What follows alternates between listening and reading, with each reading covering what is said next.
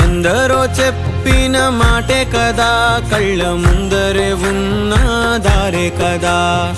తొందరే ముందన్న తీరొద్దిక, కష్టపడ్డోడికే దైవం తోడుండదా. మట్టి వాసన గుర్తుంచుకోని తండ్రి ఆసే దాగుందిగా. చిక్కి చితికిన విత్తనంలో ఓ వంశవృక్షమే దాగుందిగా.